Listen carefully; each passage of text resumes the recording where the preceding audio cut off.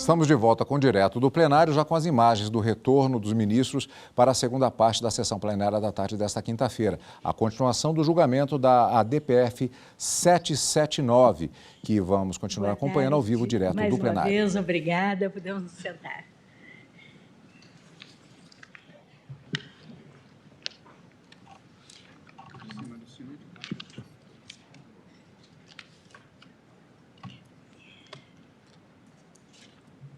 Declaro reaberta a sessão, renovando minha saudação a todos e dando continuidade ao julgamento da arguição de descumprimento de preceito fundamental 779, em que já ouvimos o relatório,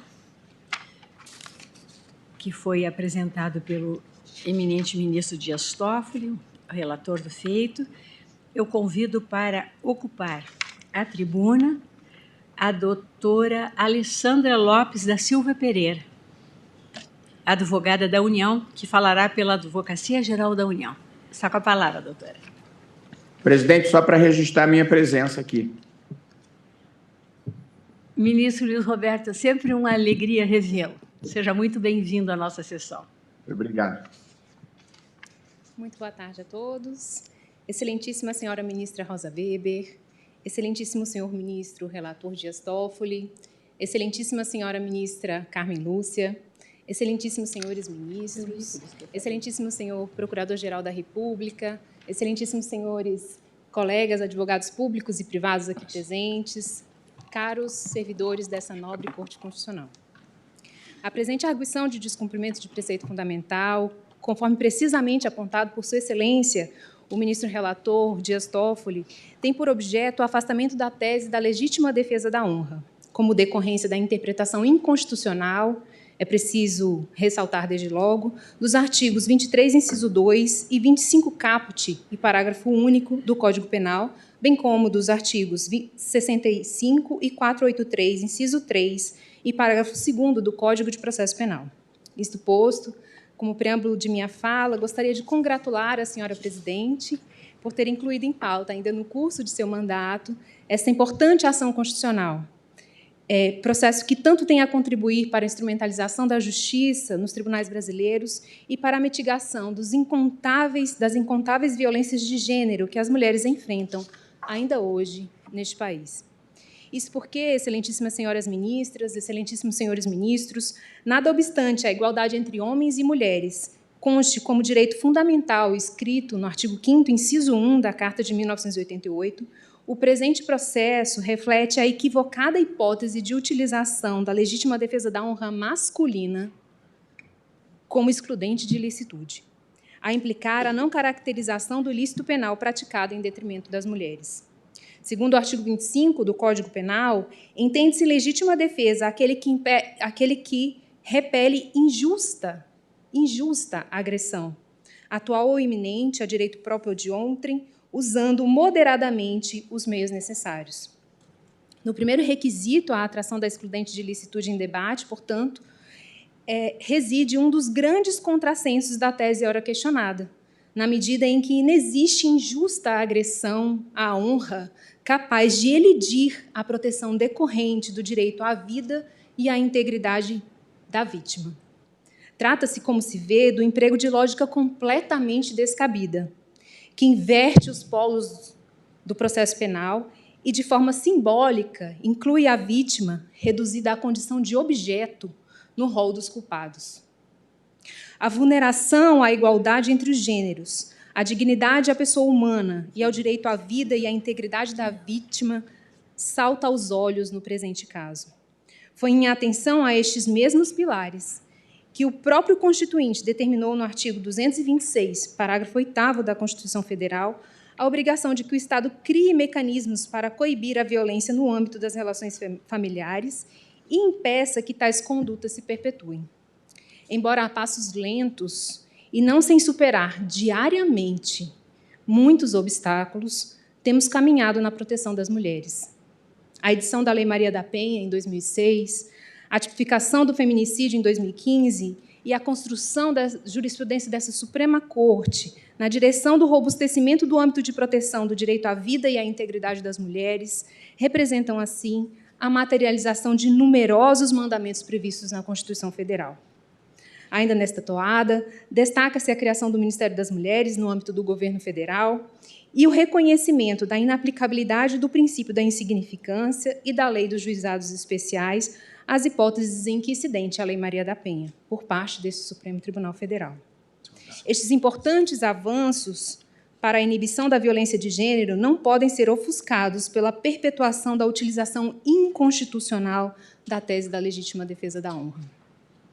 Segundo dados do Monitor de Violência, elaborado pelo Núcleo de Estudos de Violência da USP, excelentíssimo senhor ministro Dias Toffoli, em parceria com o G1 e o Fórum Brasileiro de Segurança Pública, 1.410 mulheres morreram no Brasil vítimas de feminicídio em 2022.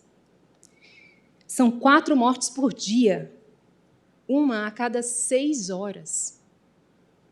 O Brasil representa, portanto, esse número representa, portanto, um aumento nas vítimas em 5% se comparado ao ano anterior. Perdemos no último ano, excelências, 1.410 mulheres pertencentes às mais diversas classes sociais, de idades tenras às mais avançadas, de norte a sul do Brasil. Mulheres que, mesmo em pleno século XXI, contemporâneas a avanços surpreendentes, como os decorrentes da inteligência artificial, por exemplo, foram vítimas de violência de gênero. Portanto, senhoras ministras, senhores ministros, é também pela Ângela Diniz, pela Jennifer, pela Cíntia, pela Francisca e por tantas outras Marias, brasileiras que perderam a vida pelo simples fato de habitarem o mundo na condição de mulher, que a Advocacia Geral da União se manifesta pela procedência dessa arguição de descumprimento de preceito fundamental, na extensão da cautelar já referendada por este Pleno, com a esperança de que o direito abandone, de uma vez por todas, essa cláusula cruel que tanto nos diminui como seres humanos. Externando aqui a verdadeira honra que foi para mim ocupar esta tribuna, agradeço Vossas Excelências pela atenção. Muito obrigada. Eu agradeço a doutora Alessandra Lopes da Silva Pereira. E agora passaremos a ouvir os advogados e advogadas dos amigos da Corte. A começar pelo doutor Eric Diniz Casimiro, que falará pela Associação Brasileira das Mulheres de Carreira Jurídica.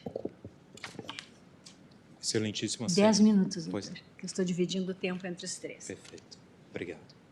Excelentíssima senhora presidente, ministra Rosa Weber, excelentíssimo senhor ministro Dias Toffoli, relator, demais ministros, ilustre procurador-geral da República, senhoras e senhores, muito boa tarde.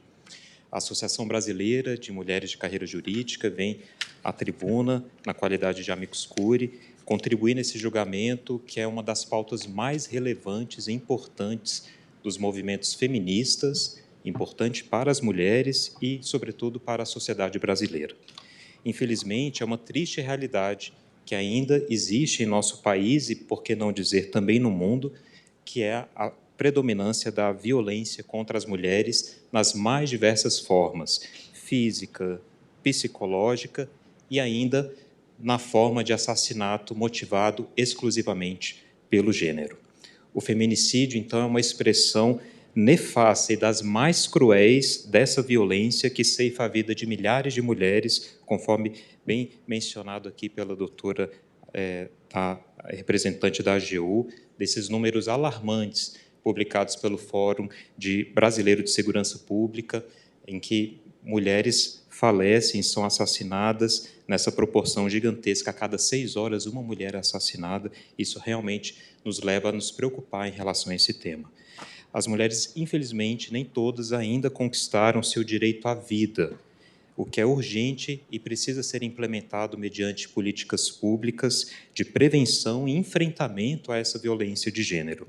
E, nesse contexto, esta Corte Constitucional tem um papel de vanguarda em não permitir que ainda se utilize como uma tese de defesa a legítima defesa da honra nos tribunais de júri em nosso país.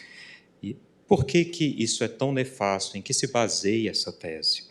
Podemos dizer que, basicamente, ela se baseia na concepção machista e patriarcal de que o valor da vida das mulheres é inferior à honra dos homens.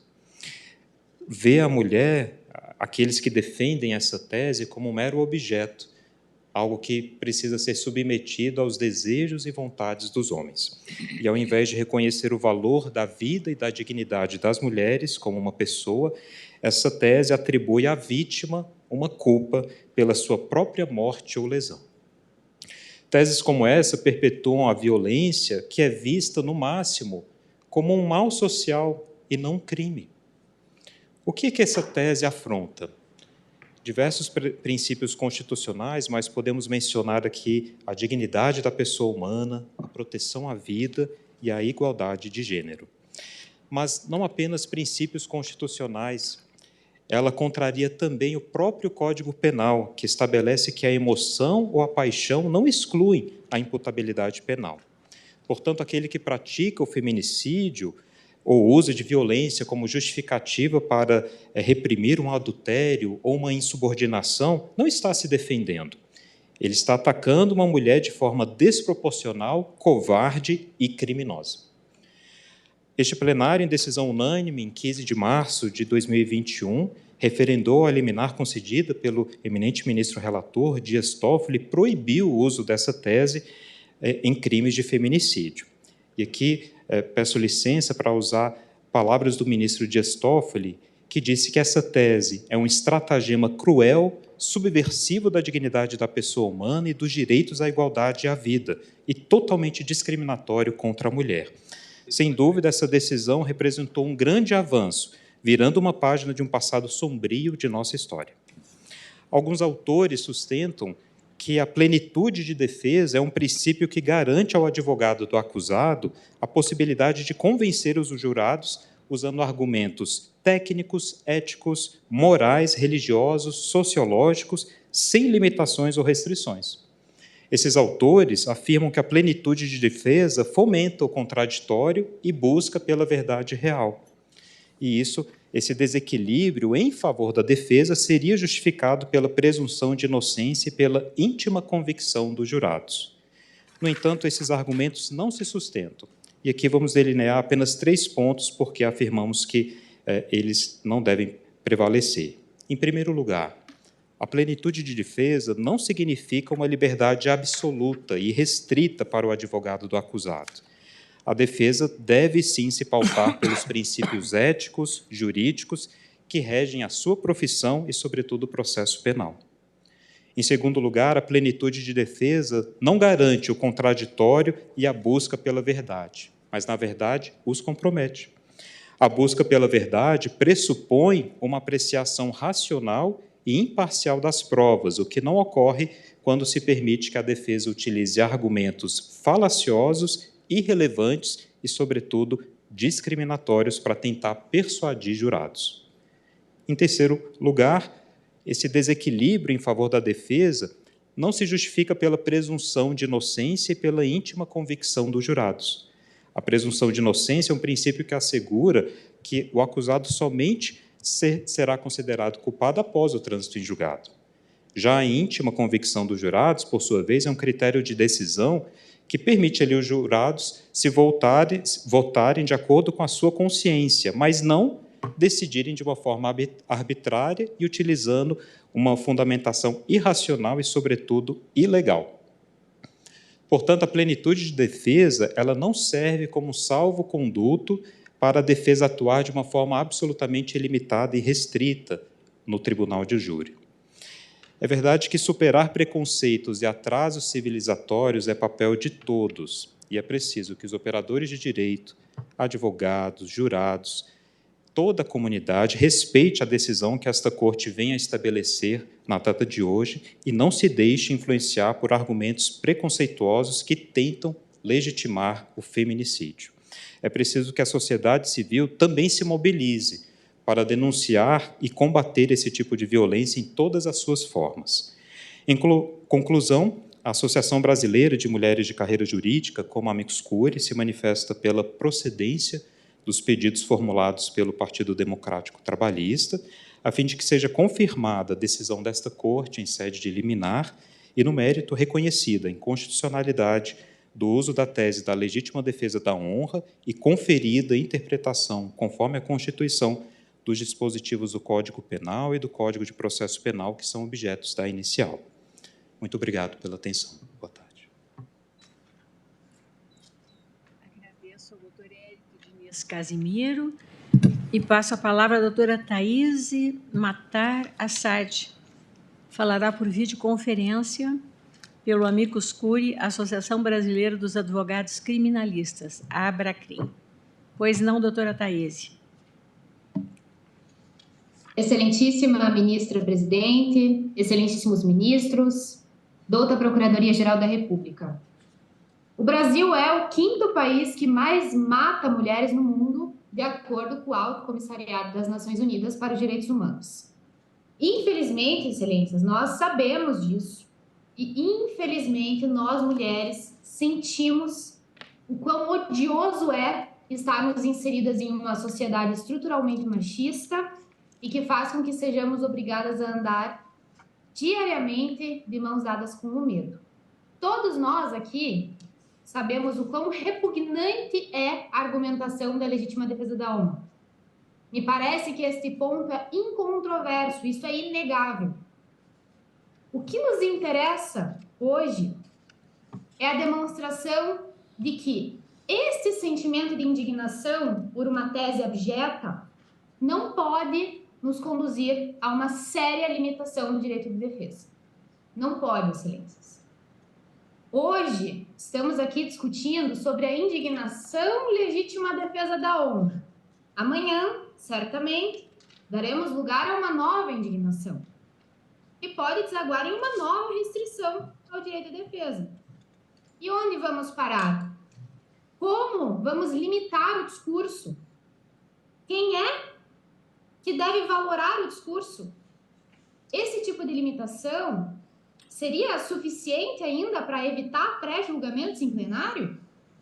Pois bem, a solução até então encontrada por este Supremo Tribunal compreende a criação de uma nulidade não prevista em lei e a relativização do princípio da plenitude de defesa. E nós temos aqui alguns problemas de ordem prática. Considerando que a mera menção da tese já importaria na nulidade da sessão de julgamento, o que seria então a vinculação indireta da tese?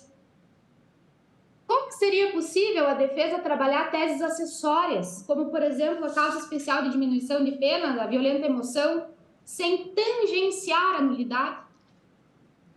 Como postular a exclusão da qualificadora da futilidade, por exemplo, sem trazer à tona o ciúme? Essa nulidade que nós estamos aqui tratando seria absoluta ou seria relativa? Ou ainda, deve o magistrado anular o júri caso o próprio acusado, durante o seu interrogatório, momento sagrado de autodefesa, alegue indiretamente a tese da legítima defesa da honra? E mais, como saberemos onde se amparou a decisão dos jurados, se a absolvição se der no quesito genérico após a apresentação de mais de uma tese defensiva? O princípio constitucional da plenitude de defesa no júri é cláusula pétrea, fundante de um processo penal democrático e não pode ser limitado fora das hipóteses legais.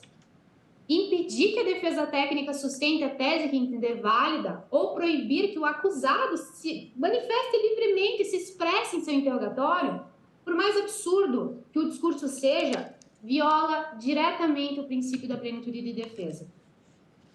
Se houver excesso ou falta ética por parte da advocacia, é dever da OAB averiguar. E quem optar por levantar uma tese misógina em plenário pagará o preço por isso, causará efeitos no conselho de sentença e terá uma resposta da sociedade. Uma sociedade que está cada vez mais incorporada com práticas feministas e que não aceita e não aceitará esse tipo de argumentação. Inclusive, dados recentes do próprio CNJ apontam que em casos de feminicídio, o índice nacional de condenação gira em torno de 90%. Na minha capital, Curitiba, o índice é de 90%, é de 100% de condenações, 90% nacional, 100% da minha capital. Nós não podemos subestimar a capacidade dos jurados. Pensar o contrário demonstra desconhecimento sobre a realidade do plenário, com todo o respeito.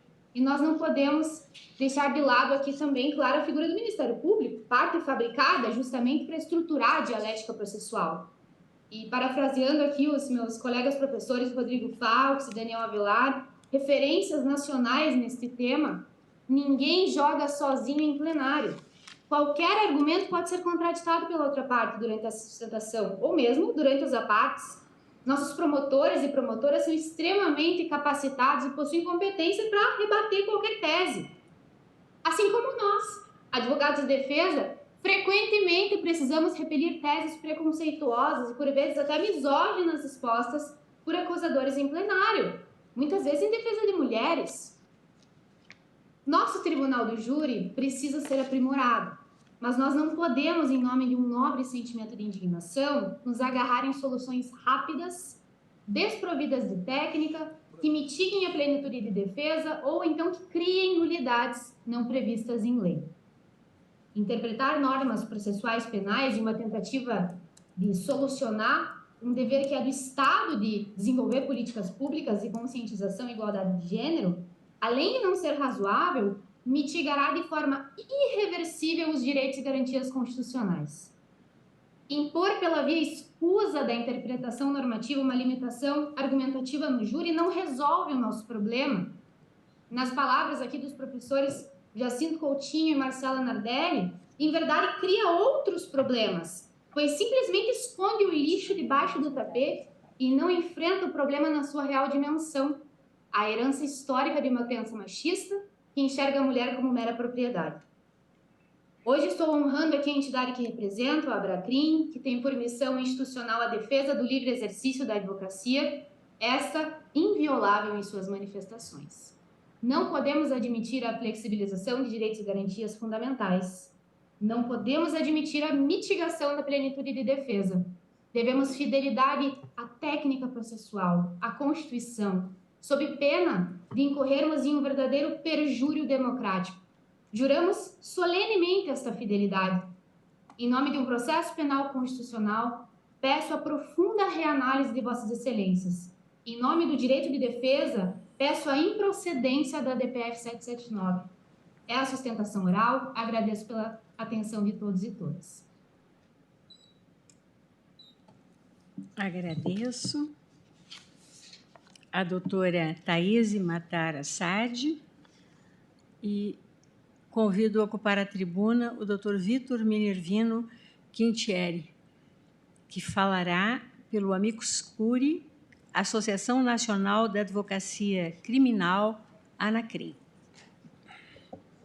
Excelentíssima senhora ministra-presidente, excelentíssimo senhor ministro Dias Toffoli, relator deste caso, cumprimento aos demais ministros e ministras dessa corte, ilustre representante do Ministério Público Federal, demais colegas que aqui nos honram com a sua presença, aos colegas que me antecederam na sustentação oral. Penso aqui que todos que estão conversando hoje no papel de amigos da corte, todos nós e Vossas Excelências, assim como todos os brasileiros e brasileiras, se preocupam com a realidade vivenciada pelas mulheres do nosso país. Vejam que o meu objetivo aqui, representando a Associação Nacional da Advocacia Criminal, é discutir dogmaticamente, tecnicamente e de maneira a enfrentar a jurisprudência existente e pendente de análise perante esse Supremo Tribunal Federal, a escolha pelo melhor caminho, pelo caminho mais adequado para a resolução deste e de outras tantas questões que são complexas no âmbito do Tribunal do Júri. Começo a minha fala fazendo um retrospecto histórico, até porque o tempo ele é muito importante. O tempo que nos dá cabelos brancos, tenho os meus primeiros, identifiquei os meus primeiros cabelos brancos no último ano e tenho ganhado experiência, isso tem me ajudado a refletir muito. Vejam que em 2008 houve a inclusão do artigo 483, inciso 3º, parágrafo 2º, que permitiu, legislativamente falando, o exame pelos jurados através do livre convencimento. Veja que o sistema do livre convencimento, diferentemente do que acontece no sistema espanhol, é uma verdadeira causa de inúmeras complexidades. Porque através do livre convencimento, ainda que eventuais teses misóginas, ainda que eventuais teses preconceituosas não sejam citadas, continuam podendo os jurados a se manifestar, porque podem absolver por clemência uma determinada pessoa. E como vamos fazer esse filtro de análise sobre o real motivo que gerou pelo jurado essa absolvição? É impossível, pois, diferentemente do sistema espanhol, aqui não se exige protocolos de fundamentação.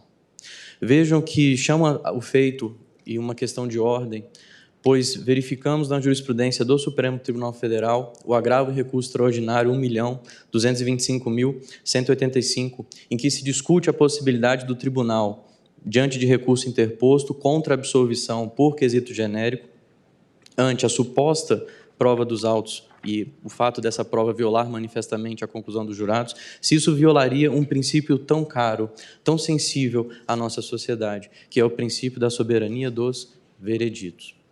Vejam que não só a plenitude de defesa é um princípio caro, é um princípio importantíssimo para o exercício da defesa de homens e de mulheres que estejam diante do plenário do júri, como também a soberania dos vereditos. Chama atenção para um outro aspecto inerente à organização dos poderes. A Constituição Federal fala muito bem da independência e harmonia entre os poderes constituídos. E chama a atenção de Vossas Excelências, pois no início da minha fala me comprometi a tentar indicar dogmaticamente, tecnicamente falando, o melhor caminho a ser trabalhado aqui. E a Casa Legislativa, o Poder Legislativo, através do PL 2325/2021, está debatendo sobre esse tema. E diante desse fato, desse processo legislativo, penso que não seja o melhor caminho o julgamento neste momento pela procedência da DPF. Seja porque seria importante o julgamento conjunto em relação ao ARE 1.225.185, seja porque o Senado Federal está dando tratamento, se é constitucional ou não essa modificação, cabe ao Poder Legislativo debater. É um projeto que está em vias de tramitação. Chama atenção para o fato de que o artigo 478 do CPP, cuja jurisprudência do Supremo Tribunal Federal e do STJ, entende que os incisos que vão gerar nulidades nos casos concretos devem ser interpretados de forma taxativa. Então, referências à decisão de pronúncia, referências ao uso de algema, referências ao silêncio do réu contra o réu, são causas, são números cláusulas, não podendo o Poder Judiciário criar cláusulas não descritas no 478.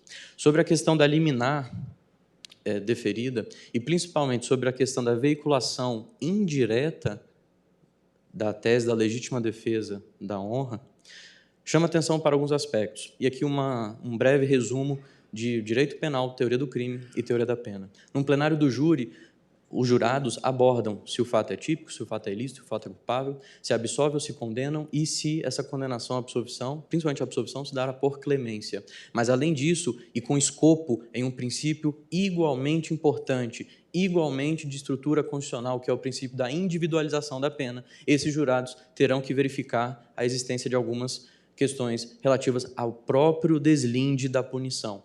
Porque, veja, um país que não pune de maneira individualizada as pessoas é um país que falha nessa missão. Um país que não pune de maneira individualizada as pessoas é um país que falha na sua missão. E a isso nós temos que desenvolver, se for o caso, standards para verificar até que ponto a inferência em relação a essa teoria, porque lembrem-se, ministros e ministras, estamos aqui discutindo fatos. O direito penal ele trata fatos. Como se não bastasse a questão da plenitude de defesa. Plenitude de defesa no plenário do júri ela é exercida por dois personagens, basicamente. Pelo advogado que defende a pessoa de maneira técnica, mas também pelo réu, pela ré, pela pessoa que se manifesta sobre os fatos. E aí, diante de standards eventualmente descritos e impostos através dessa DPF, eu me pergunto, se a gente estabelecer que a utilização da tese de legítima defesa da honra é algo inconstitucional, como é que vai ficar no dia a dia do plenário do júri, às vezes pessoas até mal intencionadas que vão levantar essa questão para gerar eventuais nulidades? Seria o caso de beneficiar pessoas pela própria torpeza? Então vejam que a questão ela é muito mais complexa do que simplesmente declarar algo como constitucional e inconstitucional. A questão vai ir muito além. Sobre a questão da violência doméstica, e aqui me compadeço à luz representante da AGU, que chegou a citar nomes de vítimas de violência doméstica. já perdi pessoas próximas por violência doméstica. Eu imagino e sinto a dor dessas pessoas. Agora, o que eu chamo a atenção para um juízo de realidade, aproveitando os 3 minutos que me restam, diz respeito ao seguinte: temos que analisar dentro do plenário do júri quando, primeiro, essa tese é colocada e quando ela de fato gera absolvições. Veremos que desde 2019, a colega que me antecedeu até chegou a citar dados nesse sentido, em se tratando do tribunal do júri, a sociedade, através de fatos que vão ocorrendo, através de valores que a eles são subsequentes e, consequentemente, normas, ou, no mínimo, juízos de valor no caso concreto, faço uma alusão aqui a Miguel Reale, essas pessoas têm condenado e muito mais indivíduos que usem esse tipo de teoria. E, ao mesmo tempo, observem, excelências, é até arriscado para a defesa aplicar na prática essa tese. Mas, de um outro lado, se você aplica a inconstitucionalidade da DPF, você coloca em risco o exame individualizado dos fatos. E a individualização da pena, ela tem um escopo duplo, é o chamado efeito bifronte. Tanto para assegurar ao réu que ele responderá por tudo aquilo que fez e nada mais, mas também a sociedade de que esse indivíduo vai responder e nem um dia a menos do que deve responder. Então, temos aqui questões complexas. Não se pode, na opinião da Anacrim, se valer da exceção, porque pessoas absolvidas pela teoria da legítima defesa da honra são exceção dentro da realidade do próprio universo de casos julgados através da legítima defesa da honra. Não podemos usar essa exceção como regra, violando, por consequência, através da procedência desse pedido, direitos do réu e direitos diversa ou de maneira transversa da própria sociedade. Diante do exposto, a Anacrim requer a improcedência do pedido exposto na inicial. Obrigado e boa tarde a todos. Agradeço ao doutor Vitor Minervino Quintieri. E agora teremos o senhor Procurador-Geral da República, doutor Augusto Aras. Boa tarde a todas e a todos. Cumprimento Vossa Excelência, senhora ministra-presidente Rosa Weber, cumprimento a excelentíssima senhora ministra Carmen Lúcia, cumprimento o eminente relator, ministro Dias Toffoli, na pessoa de quem cumprimento os demais ministros aqui presentes e que estão presentes virtualmente. Cumprimento as senhoras advogadas, senhores advogados, o senhor advogado, que estiveram na tribuna. Cumprimento as senhoras e senhores, e aqui na pessoa da doutora Carmen Lília. Senhora presidente, no texto bíblico há uma passagem muito conhecida, na qual uma mulher seria apedrejada em praça pública sob a acusação de adultério. Está no Evangelho de João, capítulo 8, versículos 1 a 11. O feminicídio somente não ocorreu porque Jesus interveio. Mas se o assassinato da mulher ocorresse, aqueles homens certamente não seriam acusados criminalmente. Pelo contrário, seriam considerados dignos, possivelmente até sairiam para comemorar terem feito justiça. É lamentável que, passados 2 milênios do episódio bíblico, ainda seja objeto de debate do tema o feminicídio, por motivo de cumprimento, ou melhor dizendo, por motivo de descumprimento do dever recíproco de fidelidade entre os cônjuges ou de lealdade entre companheiros. Na escala de valores, a vida humana sagrada, mormente a da mulher, não há de ceder diante da invocada ofensa à honra de quem quer que seja. Conquanto a tese da legítima defesa da honra, por muito tempo, haja sido utilizada como recurso argumentativo por homens acusados de crimes contra a vida de mulheres, o ordenamento jurídico não abarca a possibilidade da sua invocação válida. Em 1940, o Código Penal anterior previa como hipótese não excludente da imputabilidade penal, vale dizer, da culpabilidade, a prática do crime sob influência de emoção ou paixão. Essa regra segue vigente no artigo 28, inciso 1. No âmbito das excludentes de licitude, não se depara com a previsão legal da denominada legítima defesa da honra, e os que advogam data vênia pela sua utilização sustentam que estaria abarcada ou alcançada na figura da legítima defesa, instituto previsto para a situação em que alguém, abro aspas, usando moderadamente dos meios necessários, repele agressão injusta, atual ou iminente a direito seu ou de outro, e fecho aspas.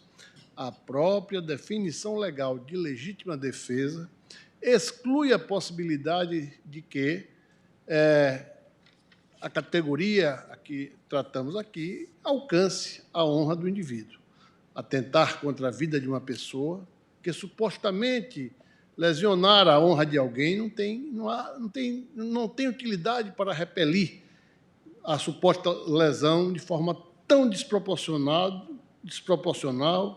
e que constitui gravidade pela conduta lesiva à vida de terceiro, ainda que cônjuge, companheira ou de qualquer natureza, a vida da mulher nas suas múltiplas dimensões. A honra, atributo pessoal, íntimo e subjetivo, encontra meios jurídicos válidos, não para ser somente defendida e também evitada a sua lesão, mas para ser eventualmente reparado em momento futuro. Tecnicamente, é imprópria a acomodação da tese da defesa da honra nas normas penais que disciplinam a legítima defesa. Nos termos do artigo 25 do Código Penal, repito, entre aspas, entende-se em legítima defesa quem, usando moderadamente dos meios necessários, repele injustamente a agressão atual iminente a direito seu ou de outro, e fecho aspas. A conduta de matar alguém em defesa da honra não traz em si o uso moderado de meios necessários para repelir injustamente a agressão a direito seu ou de outro, como exigido pela norma penal. Primeiro, porque não há direito objeto de agressão injusta. Segundo, porque não há uso de meio moderado. Nas escorreitas palavras do eminente ministro Dias Toffoli, ora relator, proferida em decisão cautelar, abro aspas, aquele que pratica o feminicídio ou usa de violência com a justificativa de reprimir um adultério, não está a se defender, mas a atacar uma mulher de forma desproporcional, de forma covarde e criminosa, fecho aspas. Tal como ainda referido por Sua Excelência, a tese da legítima defesa da honra é um recurso argumentativo, retórico, odioso, desumano e cruel, utilizado para tentar legitimar juridicamente feminicídio ou agressões contra a mulher, fazendo-a responsável pela violência que ela tem sido infligido. E aqui abro aspas para dizer que no Conselho Nacional do Ministério Público temos um programa nacional em defesa da vítima, e essa vítima, de regra, é mulher. E o lema é: a vítima não tem culpa. Repito isso aqui nesse parêntese e agradeço a atenção. A tese da legítima defesa da honra viola os princípios constitucionais da conquista da pessoa humana, da conquista da dignidade da pessoa humana, da proteção à vida e à igualdade de gênero, no aparato nacional e internacional de proteção da vida. Sobreleva a preocupação com a efetiva garantia da integridade e da conquista da mulher, mediante a prevenção e repressão de qualquer tipo de violência, inclusive da que se pretende justificar em nome de uma suposta legítima defesa da honra.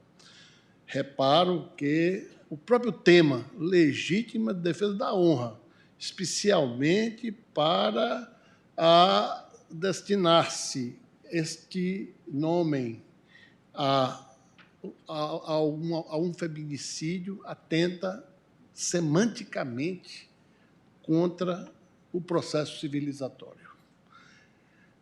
Há de se lembrar que o artigo 226, parágrafo 8º da Lei Maior, prevê como dever do Estado assegurar assistência à família na pessoa de cada um dos que integram, criando mecanismos para coibir a violência no âmbito de suas relações. E a Lei Maria da Penha, de seu turno, foi editada neste contexto para coibir a violência doméstica e familiar contra a mulher, fecho aspas, promovendo alterações nos códigos penal, de processo penal e na lei de execução da pena, abro aspas, inclusive mediante a criação de juizados de violência doméstica e familiar contra a mulher, no âmbito internacional. Antes mesmo da promulgação da Constituição de 88, o Brasil anuiu a Convenção sobre a Eliminação de Todas as Formas de Discriminação contra a Mulher, datada de 79, elaborado pela ONU. Também a Convenção Interamericana, internalizada pelo Decreto 1973, de 96, prevê uma gama de direitos às mulheres e deveres ao Estado.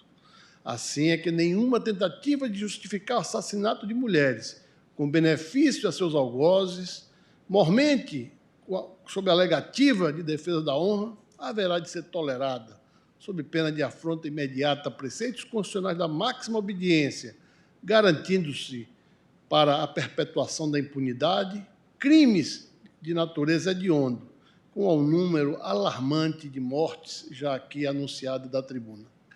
A ordem jurídica nos conduz em direção oposta, pois seria inócuo refutar a tese da legítima defesa da honra se, no campo prático, de algum modo, admitisse persistir o quadro de absolvição de feminicidas, justificado, entre aspas, por supostas barreiras processuais consentidas pelo Estado e que impeçam a sua anulação. Quanto ao tribunal do júri, importa compatibilizar o reconhecimento da inconstitucionalidade da tese da legítima defesa da honra com os princípios da plenitude de defesa como o princípio constitucional essencial do júri e da soberania dos vereditos, bem como com a previsão de possibilidade de absolvição do acusado com fundamento no quesito genérico do artigo 483, 3 do Código de Processo Penal. Ao ver da Procuradoria-Geral da República, é compatível com o princípio da plenitude de defesa no júri proibir que a tese seja suscitada como argumento de defesa do acusado, mesmo sem exposição explícita, mas com força para induzir os jurados à sua consideração. Aqui faço esta observação, porque há várias formas de induzir o corpo de jurados a uma ideia de legítima defesa da honra que não seja diretamente suscitada. Tampouco cabe sua utilização direta ou passiva nas fases pré-processual, processual ou durante o julgamento perante o júri. Na hipótese de descumprimento da vedação, abro aspas, caracterizada estará a nulidade da prova, do ato processual ou, caso não obstada pelo presidente do júri, dos debates por ocasião da sessão do júri, fecho aspas, como assentado no deciso, e o instrumento válido para a arguição da nulidade será, então, a interposição da apelação previsto no artigo 593, inciso 3A, alineado, do Código de Processo Penal. Quanto à questão genérica, prevista no artigo 483, parágrafo 2º, do Código de Processo Penal, não se permite a absolvição com base na tese da legítima defesa da honra, pois a conduta não configura excludente de ilicitude ou causa dirimente. A discussão, portanto, esbarra naquela que é objeto do ARE 1.225.185, submetido à sistemática da repercussão geral, em que se decidirá sobre a validade da anulação das decisões absolutórias do júri, exigidas no quesito genérico, quando do julgamento em sede de tribunal de segundo grau, tendo-se como parâmetro a soberania dos vereditos. Manifestei-me naqueles autos do ARE, pelo cabimento da apelação interposta pela acusação contra eventual julgamento que acolha a tese da legítima defesa da honra. Isso em resposta ao quesito genérico, por contrariar a prova dos autos, por entendê-la compatível, o recurso, com o sistema geral de impugnação das decisões do Tribunal Popular, além de constitucionalmente adequado, isso à guisa de que não afronta a autoridade do júri a previsão de apelo por manifesta contrariedade à prova dos autos na hipótese de absolvição pelo quesito genérico, porque, em regra, não há deliberação que possa ficar imune ao controle jurisdicional. O princípio da soberania dos vereditos encontra-se integrado a um conjunto de normas e direitos fundamentais, sendo com ele a revisão judicial em hipótese em que uma desses direitos seja ou possa ser desrespeitada, desde que preservada, nesse reexame, a competência do júri para o julgamento dos crimes dolosos contra a vida. A partir da compreensão do que é constitucional, o sistema recursal contra decisões do júri, ainda que embasadas no quesito genérico do artigo genérico, transpõe-se para um posicionamento adotado na discussão desses presentes autos, o que leva aqui a defendermos a inconstitucionalidade da sua alegação. Logo, arguir na esfera do júri a tese da legítima defesa de forma direta ou indireta, passiva ou com suposta certeza fundada, decorrente do contexto do julgamento, na sua consideração implícita com impacto sobre a decisão absolutória dos jurados, mostra-se conducente à cassação do julgado sob fundamento de que a manifestação é contrária à prova dos autos. Em tais hipóteses, a absolvição sem suporte dos autos, com demonstração de que pode ter sido embasada na tese inconstitucional, justificando que a acusação se valha de recursos com previsão legal e vigente para que o órgão técnico possa confirmar ou afastar a suspeita, pode implicar também na nulidade do júri em razão do vício que se inquina de inconstitucional.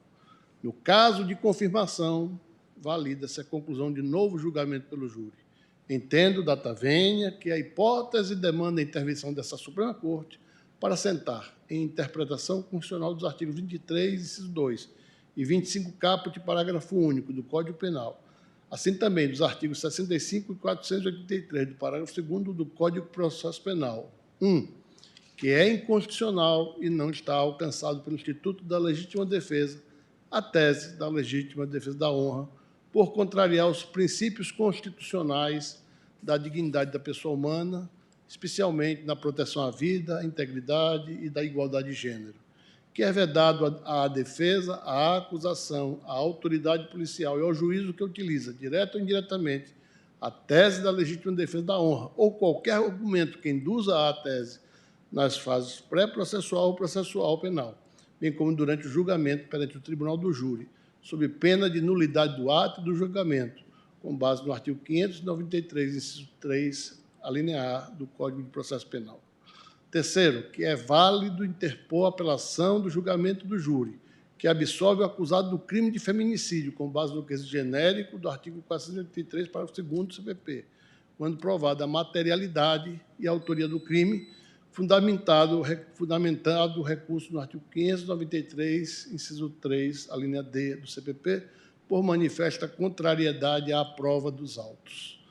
Assim, senhora presidente, o Procurador-Geral da República, nesta oportunidade, manifesta-se pela procedência dos pedidos, a fim de que seja conferida interpretação conforme a Constituição aos dispositivos do Código Penal e do Código de Processo Penal, objetos desta ação de descumprimento de preceito fundamental, nos termos antes indicados. Por fim, é preciso que não esqueçamos que, na melhor hermenêutica constitucional produzida pela doutrina alemã, a realidade constitucional deve ser adequada à Constituição jurídica e, com as lições eternas que compõem o nosso processo civilizatório, podemos dizer que um bem nunca se perde e quem ama não mata. Muito obrigado, senhora presidente, senhora ministra, senhores ministros, senhoras advogadas e advogados. Agradeço ao Procurador-Geral da República, doutor Augusto Aras, e consulto o ministro Toffoli, porque chegamos às 18 horas. Senhora presidente, o meu voto eu já fiz distribuir, de forma que eu preparei um voto resumido para leitura em plenário, de 12 páginas. Eu penso que poderíamos realizá-lo ainda hoje. 12 páginas, 15 minutos. Pois não. Eu tenho audiências, mas são às 18h20, mais ou menos, o tempo é suficiente. Teríamos amanhã ainda, né, uma possibilidade de dar continuidade. Vossa Excelência está com a palavra, ministro. Obrigado, senhora presidente. Agradecendo também aos eminentes colegas pela atenção. Cumprimento os advogados que vieram à tribuna, o eminente Procurador-Geral da República. Senhora presidente, eu não posso deixar de, antes de iniciar o voto objeto da ação aqui em análise, de dizer que já passou da hora de se extinguir o Instituto do Júri Popular. E esse instituto é que reproduz o machismo da sociedade dentro do seio do Poder Judiciário. Afora as inúmeras possibilidades recursais, diante do seu arcaísmo, de não se chegar nunca à solução, seja de feminicídios, que são barbaramente e numericamente escandalosos, infelizmente, mas também dos homicídios de maneira geral em nosso país, que somam mais de 50 mil mortes por ano, assassinados por ano. E aqui eu diria que a Frente Parlamentar Feminina, as deputadas e senadoras, deveriam tomar a frente de propor uma proposta de emenda constitucional para extinguir o Tribunal do Júri, que eu não entendo como cláusula pétrea. O que é cláusula pétrea é o devido processo legal, o direito à legítima defesa, o que todo cidadão tem no Poder Judiciário, seja na Justiça Estadual, seja na Justiça Federal, seja na instituição do júri. Mas a instituição do júri se mostra inadequada. Vejam tantos e tantos casos que acaba trazendo um menoscabo ao judiciário que não tem culpa nem responsabilidade nenhuma em inúmeros julgamentos que demoram porque os instrumentos processuais são absolutamente do século XVIII, do século XIX. Já é chegada a hora do Congresso Nacional extinguir o júri. Eu tenho falado isso, tenho dito isso na turma e nesse plenário. E aqui tomo a liberdade de dizer às senadoras e deputadas, tomem a frente disso, proponham a extinção do Tribunal do Júri. Esse tipo de argumentação jamais seria levado em conta, legítima defesa da honra, por um juiz ou por uma juíza togada. Se houvesse, seria uma exceção que seria corrigido em recurso ou aqui nesse Supremo Tribunal Federal, como ora estamos a fazer. Dito isso, senhora presidente, eu digo inicialmente no meu voto que, quanto às questões de não cabimento que foram levantadas, que obviamente que o artigo 1º, parágrafo único e inciso 1 da Lei 9882 de 99, expressamente dispõe que, quando for relevante o fundamento da controvérsia constitucional sobre lei ou ato normativo federal, estadual ou municipal, incluídos os anteriores à Constituição, poderá ser objeto, obviamente, de análise por meio desse veículo processual que é a ADPF. Entendo preenchido o requisito da subsidiariedade, visto que, diante da controvérsia judicial posta em torno da legitimidade constitucional da utilização em benefício do acusado da tese da legítima defesa da honra, a arguição de descumprimento de preceito fundamental revela-se como o único meio processual cabível e possível para trazer o debate constitucional de referido tema. Assim, rejeito as preliminares de não cabimento da DPF, conheço da ação e passo ao mérito. Pois bem, como já sabido, a questão diz respeito à aferição da legitimidade constitucional da tese chamada legítima defesa da honra, a qual, conforme demonstrou o partido requerente, tem sido utilizada para suscitar a excludente de ilicitude da legítima defesa nas hipóteses de feminicídio ou violência contra a mulher, ensejando, em muitos casos até hoje, infelizmente, a absolvição por esse fundamento. O autor pleiteou que fosse dada a interpretação conforme a Constituição ao Instituto da Legítima Defesa.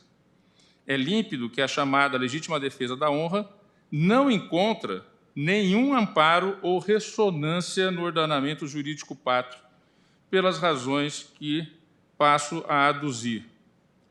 A tecnia da tese da legítima defesa da honra. Legítima defesa da honra não é, tecnicamente, legítima defesa. Tanto é assim que tem sido mais frequentemente utilizada no contexto do Tribunal do Júri, no qual, em virtude da chamada plenitude da defesa, artigo 5º, inciso 38 da Constituição, admite-se a utilização de argumentos tanto jurídicos quanto extrajurídicos. A legítima defesa caracteriza-se pela conjunção dos seguintes elementos: A agressão é injusta e atual ou iminente, envolve direito próprio ou de terceiro e ocorre mediante o uso moderado dos meios necessários e com um ânimo de defesa. Trata-se, portanto, de hipótese excepcional de afastamento da aplicação da lei penal prevista em nosso ordenamento, a qual somente se justifica pela confluência dos referidos fatores. Em casos tais, o direito não atribui desvalor à conduta, eis que praticada no exercício da proteção de um bem jurídico contra uma ofensa perpetrada por outrem. Por agressão injusta, entende-se aquela que ameaça ou lesa um bem jurídico. A atualidade ou iminência da agressão são requisitos essenciais para a caracterização da excludente de ilicitude, pois ela deve ser aferível no momento da autodefesa, não podendo ser uma situação passada ou futura. Por sua vez, ao dispor sobre o uso moderado dos meios necessários, o Código Penal está a estabelecer a proibição do excesso, no sentido de que a defesa deve consistir no uso de meios proporcionais à agressão, ou seja, suficientes para repeli-la.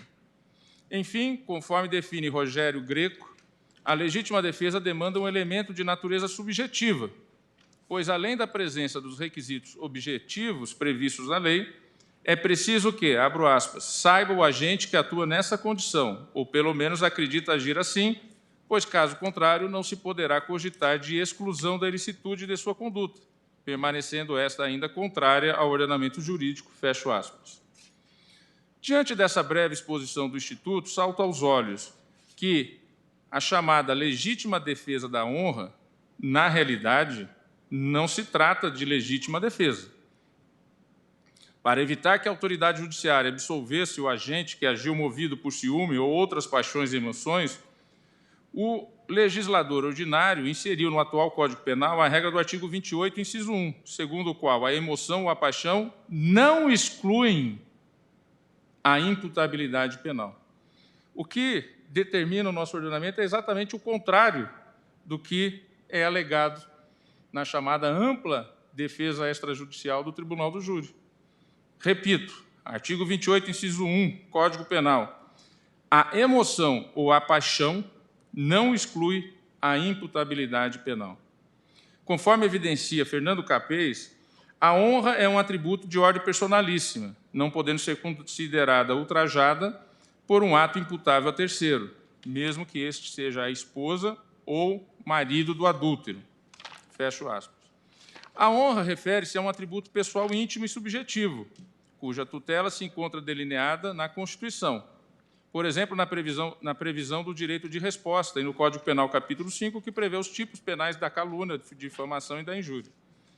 Portanto, aquele que se vê lesado em sua honra tem meios jurídicos para buscar sua compensação.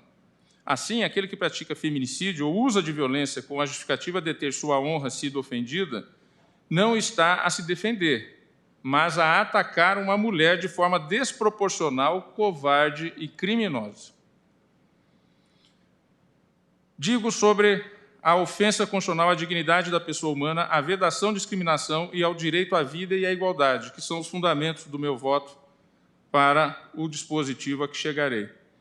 A chamada legítima defesa da honra corresponde, na realidade, a recurso retórico argumentativo odioso, desumano e cruel, utilizado pelas defesas de acusados de feminicídio ou agressões contra a mulher para imputar às vítimas a causa de suas próprias mortes ou lesões, contribuindo imensamente para a naturalização e a perpetuação da cultura de violência contra as mulheres em nosso país. A ideia que subjaz à legítima defesa da honra, perdão do autor de feminicídio ou agressão praticado contra a esposa ou companheira dita adúltera, tem raízes arcaicas no direito brasileiro, constituindo um ranço na retórica de alguns operadores do direito, de institucionalização da desigualdade entre homens e mulheres e de tolerância e naturalização da violência doméstica, as quais não têm guarida de maneira nenhuma na Constituição de 88. Com efeito, a dita honra masculina já foi um bem jurídico protegido pelo ordenamento jurídico brasileiro, no passado longínquo, como se verifica à época da colônia, no livro 5, título 38 das Ordenações Filipinas, no qual se concedia ao homem o direito de matar sua esposa quando flagrada em adultério. Outras épocas. Mas, infelizmente, a cultura ficou. E esse é um julgamento simbólico, senhora presidente. Cumprimento Vossa Excelência pela pauta desse caso do plenário físico, que isso é simbólico e é pedagógico, acima de tudo, e culturalmente um momento de reflexão que o Judiciário, através do Supremo Tribunal Federal, traz a toda a sociedade. No Código Criminal do Império, de 1830, e no Código Penal da República, de 1890, conquanto não houvesse previsão acerca do direito do homem de matar a mulher por uma traição, nesses diplomas o adultério era considerado um crime contra a segurança do Estado civil e doméstico, quando cometido por ambos os sexos. Todavia, enquanto a configuração do Instituto demandava para os homens a comprovação de uma relação extraconjugal estável e duradoura, para a mulher, a legislação de outrora previa a mera presunção de sua ocorrência. A mera presunção.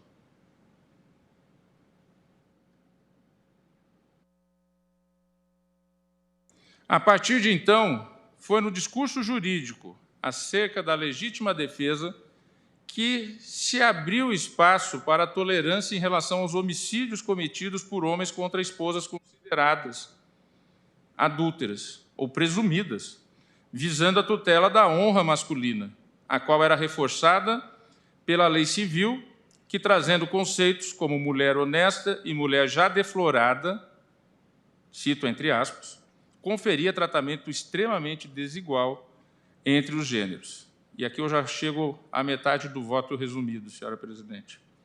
Percebe-se, portanto, o anacronismo da ideia de legítima defesa da honra, a qual remonta a uma concepção rigidamente hierarquizada de família, na qual a mulher ocuparia posição subalterna e restringida a sua dignidade e a sua autodeterminação. Segundo essa percepção, o comportamento da mulher, especialmente no que se refere à sua conduta sexual, seria uma extensão da reputação do chamado chefe de família, o chefe homem, que, sentindo-se desonrado, agiria para corrigir ou cessar o motivo da desonra. Trata-se, assim, de uma percepção instrumental e desumanizadora do indivíduo, da mulher, que subverte o conceito kantiano, que é a base da ideia seminal de dignidade da pessoa humana, de que o ser humano é um fim em si mesmo, não podendo jamais ter seu valor individual restringido por outro ser humano ou atrelado a uma coisa. Na definição contemporânea de Ingo Sartlet, a dignidade da pessoa humana é, abro aspas, a qualidade intrínseca e distintiva reconhecida em cada ser humano que o faz merecedor do mesmo respeito e consideração por parte do Estado e da comunidade, implicando, nesse sentido, um complexo de direitos e deveres fundamentais que assegurem à pessoa contra todo e qualquer ato de cunho degradante e desumano. Fecho a citação. Reconheço que a dignidade da pessoa humana é norma constitucional de difícil densificação. No entanto, entendo ser o caso em análise um daqueles em que a subversão a esse paradigma é dotado de cristalina, de singular clareza, visto que o argumento da legítima defesa da honra, na verdade, normaliza e reforça uma compreensão de desvalor da vida da mulher, de menoscabo a ela, tomando-a como ser secundário, cuja vida poderia ser suprimida em prol de uma afirmação de uma suposta honra masculina. Isso também está em descompasso com os objetivos fundamentais da República Federativa do Brasil, de construir uma sociedade livre, justa e solidária, e de promover o bem de todos, sem preconceitos de origem, raça, sexo, cor, idade e quaisquer outras formas de discriminação, conforme o artigo 3º da Carta Magna, que eu digo ser o nosso pacto fundante. E esse é o cerne do nosso pacto fundante, o artigo 3º da nossa Carta Magna. Trata-se, além do mais, de tese violadora dos direitos à vida e à igualdade entre homens e mulheres, também pilares da nossa ordem constitucional. A ofensa a esses direitos concretiza-se, sobretudo, no estímulo à perpetuação da violência contra a mulher e do feminicídio. Com efeito, o acolhimento da tese da legítima defesa da honra tem a potencialidade de estimular práticas violentas contra as mulheres, ao exonerar os perpetradores de violência da devida sanção. Ressalto também que é dever do Estado criar mecanismos para coibir o feminicídio e a violência doméstica, a teor do que dispõe o artigo 226, parágrafo 8º da Constituição Federal, segundo o qual o Estado assegurará a assistência à família na pessoa de cada um dos que a integram, criando mecanismos para coibir a violência no âmbito de suas relações. Está no texto constitucional. Decorre dessa norma constitucional não somente a obrigação do Estado de adotar condutas positivas, mas também o dever de não ser conivente e de não estimular a violência doméstica e o feminicídio. Aqui registro, quando era presidente do Conselho Nacional de Justiça, por provocação da AMB, a partir da então presidente Renata Gil, a partir de uma ideia da juíza Domitila, do Poder Judiciário do Estado de São Paulo, o início da campanha do Sinal Vermelho.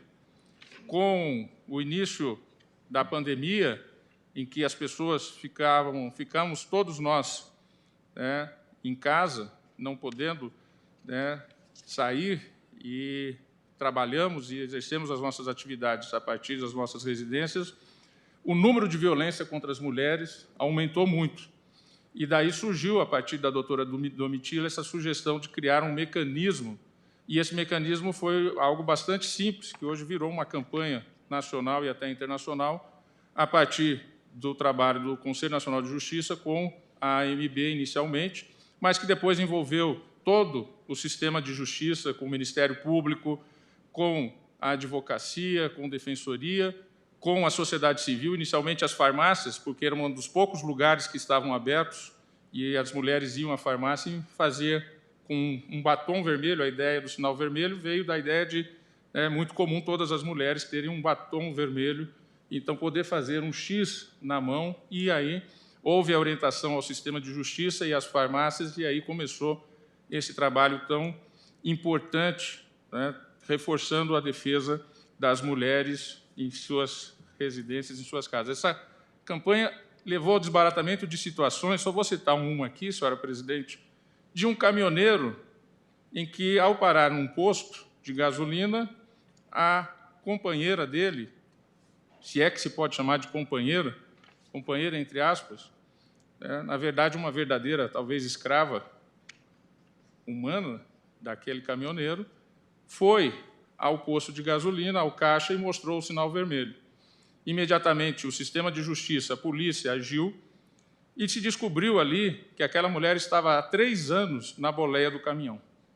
Há 3 anos na boleia do caminhão, sem vida, sem autonomia, sem nenhum tipo de possibilidade de se defender ou de fugir daquela situação. Pois bem, volto ao voto, senhora presidente.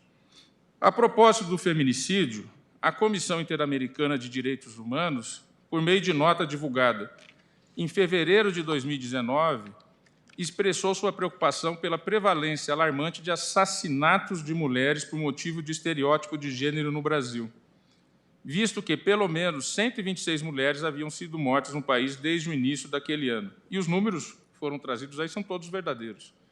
São mortas mais de 1.200 mulheres. Aqui em Brasília, eu sou assinante do Correio Brasiliense, quase toda semana tem na capa um feminicídio. Ontem mesmo tinha na capa, exatamente no sepultamento de uma vítima de feminicídio, exatamente, inclusive, uma foto com as mulheres fazendo o sinal vermelho como um sinal de combate à violência contra as mulheres. Pois bem, a Comissão de Direitos Humanos Interamericana exortou o Brasil, abro aspas, a implementar estratégias abrangentes para prevenir tais eventos e cumprir sua obrigação de investigar, julgar e punir os responsáveis, bem como oferecer proteção e reparação integral a todas as vítimas, fecho aspas. De acordo com o Atlas da Violência do Instituto de Pesquisa Econômica Aplicada, o IPEA, o Brasil registrou 50.056 assassinatos de mulheres em 10 anos, entre 2009 e 2019. É assustador, é uma guerra. Muitas guerras não matam soldados nesse número, ministro Alexandre. De 2009 a 2019, 50.056 mulheres foram assassinadas. Entre 2008 e 2018, a taxa de homicídio de mulheres na residência subiu 8,3%. Apenas em 2019, vejam que esses números são anteriores à pandemia. E eu já me referi aqui que, durante a pandemia, é que essa pesquisa é anterior ainda à pandemia. Subiram. Vossa Excelência está à frente do CNJ hoje, bem sabe, porque o trabalho sempre do CNJ é extremamente importante e Vossa Excelência também faz a ampliação de todos esses programas, que cada gestão vai aprimorando o trabalho do CNJ nesse trabalho de construção de uma justiça mais eficiente no nosso país. Apenas em 2019, registrou-se um aumento dessa taxa em 6,1%. E ainda, segundo os dados do IPEA, os feminicídios representam 1/3 das mortes violentas de mulheres no país. 1/3 dessas 50.056 mortes são claramente vinculadas a situações de feminicídios. Por sua vez, o Mapa da Violência de 2015, Homicídio de Mulheres no Brasil, lançado por instituições parceiras de direitos humanos, como a ONU Mulheres, a Organização Pan-Americana da Saúde e a Secretaria Especial de Políticas para as Mulheres, já registrava que o Brasil detinha a 5ª maior taxa de feminicídio no mundo. O Anuário Brasileiro de Segurança Pública 2022 confirma a tendência de crescimento do número de feminicídios no Brasil, passando de 929 casos em 2016 para 1.341 em 2021, conforme dados do Fórum Brasileiro de Segurança Pública, registrando um aumento de cerca de 44,3% no período. De acordo com o Monitor da Violência, uma parceria do G1 com o Núcleo de Estudos de Violência da USP, foi citado aqui numa das sustentações, e do Fórum Brasileiro de Segurança Pública, houve um aumento de 5% nos casos de feminicídio em 2022, em comparação a 2021. 1.400 mulheres foram mortas em 2022 pelo simples fato de serem mulheres. Só pelo fato de serem mulheres. O que equivale a uma mulher assassinada a cada 6 horas, em média. Esse é o maior número registrado pelo Monitor da Violência desde que entrou em vigor a Lei 13.104 de 2015, a qual tornou o feminicídio uma circunstância qualificadora do crime de homicídio. Esses dados vão na contramão da redução do número de assassinatos sem o recorte de gênero observada no mesmo período. Por todo o exposto, concluo que o recurso à tese da legítima defesa da honra é prática que não se sustenta à luz da Constituição de 1988, por ofensiva à dignidade da pessoa humana, à vedação da discriminação e aos direitos à igualdade e à vida, não devendo e não podendo ser veiculada por nenhuma defesa, nem pela acusação, nem pela autoridade policial, nem por nenhum operador do sistema de justiça, pelo juízo, direta ou indiretamente, no curso do processo penal, nas fases pré-processual e processual, sob pena de nulidade do respectivo ato postulatório e do julgamento, inclusive, quando praticado no tribunal do júri. E aqui eu só alerto aos eminentes colegas que eu fiz um acréscimo no meu dispositivo, por sugestão do ministro Gilmar Mendes, então, um acréscimo ao voto que eu já adredemente havia distribuído a Vossas Excelências, para dizer que a defesa não pode se utilizar desse argumento para proteger a própria torpeza. Mas eu já chego lá, já estou caminhando para a conclusão, senhora presidente. Mas ainda tenho que falar sobre o Tribunal do Júri e a plenitude de defesa. Como foi argumentado aqui, se diz que este é um princípio que está lá no artigo 5º, inciso 38, alineado ao texto constitucional. Entendo que a Constituição garante aos réus submetidos ao júri plenitude de defesa, sim, no sentido de que são cabíveis argumentos jurídicos e não jurídicos. E já fiz aqui uma preliminar contrário ao júri, que ele deveria ser extinto. Pagamos um preço alto, desculpe repetir, como sistema de justiça, por um sistema processual arcaico, desnecessário, sem falar no custo, senhora presidente, o custo do Tribunal do Júri. Entendo que a Constituição garante, sim, a possibilidade de defesa, sendo cabível no júri, pelo que está na Constituição, argumentos jurídicos e não jurídicos, sociológicos, políticos, morais, por exemplo, para a formação do convencimento dos jurados, que não tem formação jurídica. Não obstante, para além de um argumento atécnico e extrajurídico, o fato é que a legítima defesa da honra, e aqui eu respondo aos argumentos trazidos pela doutora Thaís Matara Sade, que falou pela Associação Brasileira dos Advogados Criminalistas, por meio de vídeo, e ao doutor Victor Minervino Quintieri, que falou pela Associação Nacional da Advocacia Criminal, a quem agradeço e reconheço a colaboração nos debates, mas respondendo aos argumentos dos eminentes advogados, eu digo que, para além de um argumento atécnico e extrajurídico, a legítima defesa da honra é um estratagema cruel, subversivo da dignidade da pessoa humana e dos direitos à igualdade e à vida, e totalmente discriminatória contra a mulher, por contribuir com a perpetuação da violência doméstica e do feminicídio no Brasil. Logo, a legítima defesa da honra, nessa perspectiva, não cabe ser invocado como possível argumento jurídico ou não jurídico, independe. Inerente à plenitude da defesa. Isso por quê? Volto a citar Capês. Outrora citado, a honra é um atributo de ordem personalíssima, não podendo ser considerada ultrajada por um ato imputável a terceiro, mesmo que este seja a esposa ou o marido. Mas, ainda que assim não fosse, não se pode ignorar que a cláusula tutelar da plenitude de defesa não pode constituir instrumento de salvaguarda de práticas ilícitas. Na verdade, é um estratagema odioso para salvaguardar atos absolutamente ilícitos.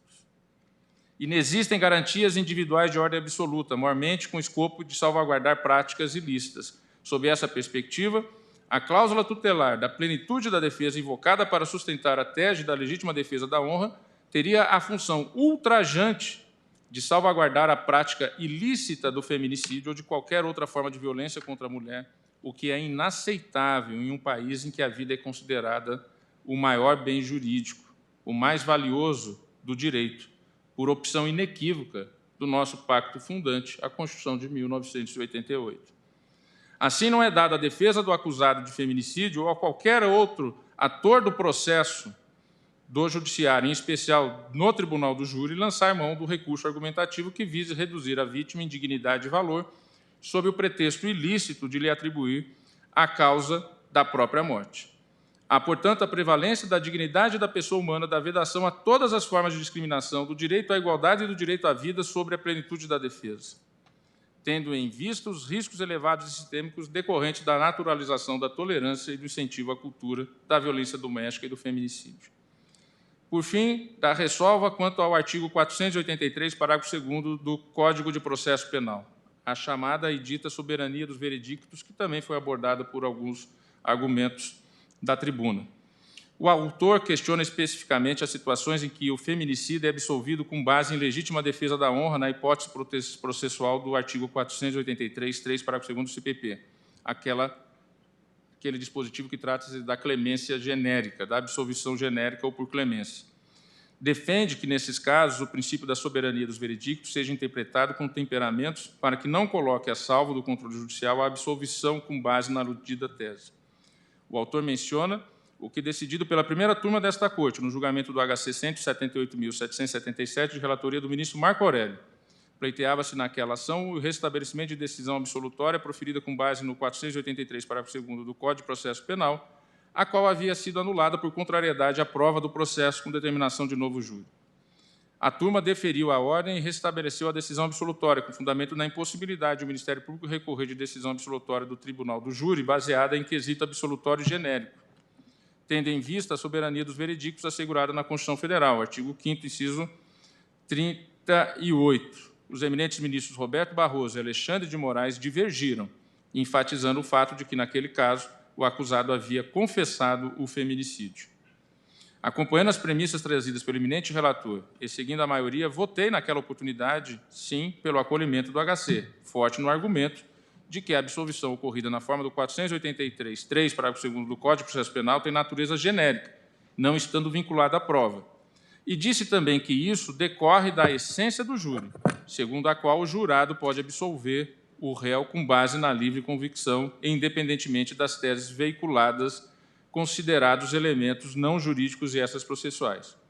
Portanto, no meu sentir, não havendo vinculação a teses ou a prova na absolvição do acusado pelos jurados na forma do artigo 483.3, parágrafo 2º do Código de Processo Penal, não há margem legal para órgão de acusação recorrer dessa decisão, sustentando a nulidade do veredicto por contrariedade à prova dos autos.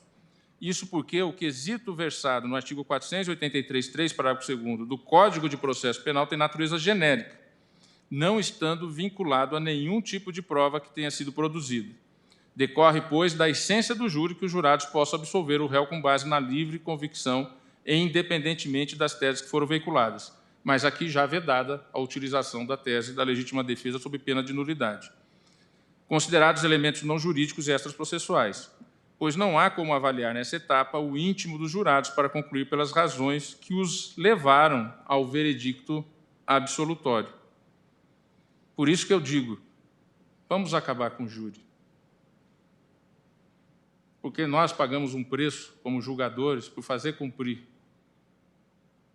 a Constituição e as leis do país, que não é imputável ao Poder Judiciário ou mesmo ao sistema acusatório em nosso país.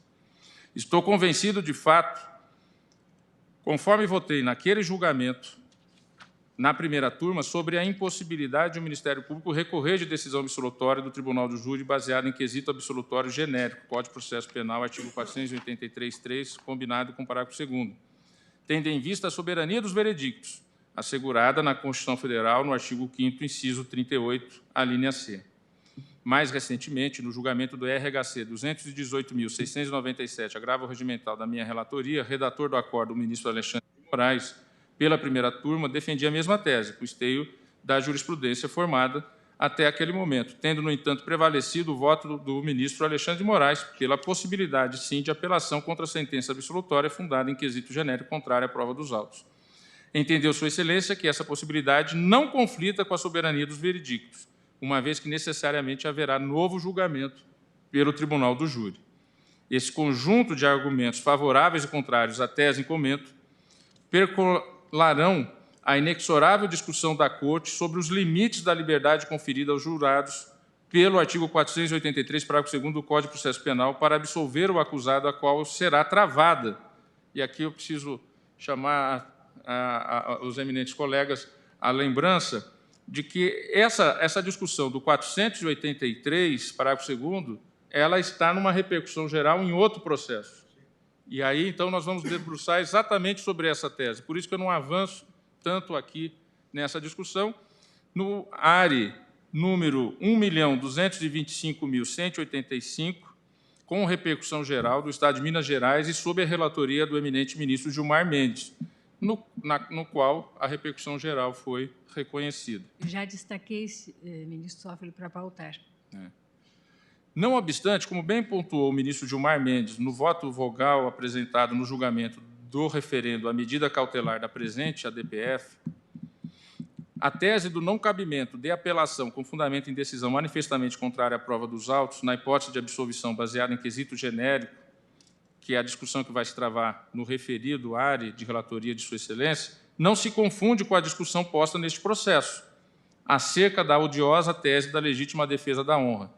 E também, quando for haver o julgamento de lá, eu não me comprometo com as teses e as colocações aqui colocadas, porque estaremos em um momento específico da discussão daquele dispositivo do Código de Processo Penal.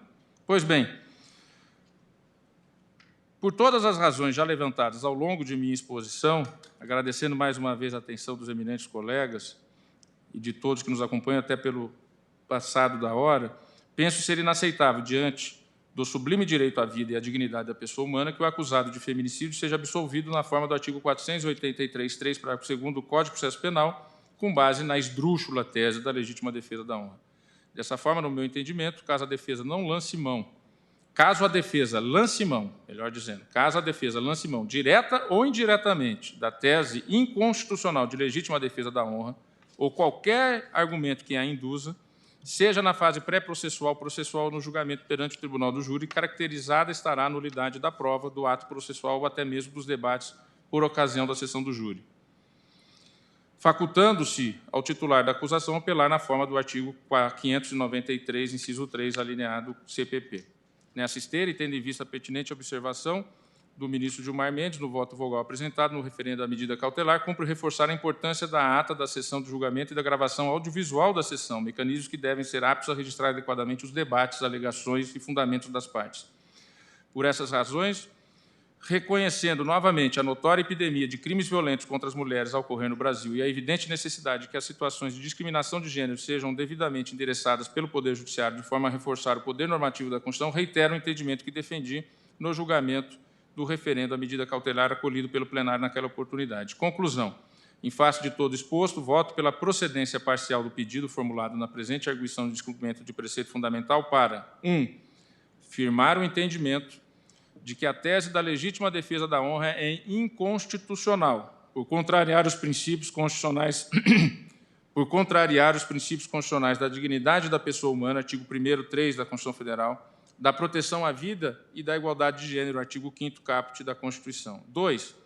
Conferir a interpretação conforme a Constituição aos artigos 23, inciso 2, e 25 caput e parágrafo único do Código de Penal e ao artigo 65 do Código de Processo Penal, de modo a excluir a legítima defesa da honra do âmbito do Instituto da Legítima Defesa e, por consequência, 3, obstar à defesa, à acusação, à autoridade policial e ao juízo que utilizem direto ou indiretamente a tese da legítima defesa da honra ou qualquer argumento que induza a referida tese, nas fases pré-processual ou processual penais, bem como durante o julgamento perante o tribunal do júri, sob pena de nulidade do ato e do julgamento.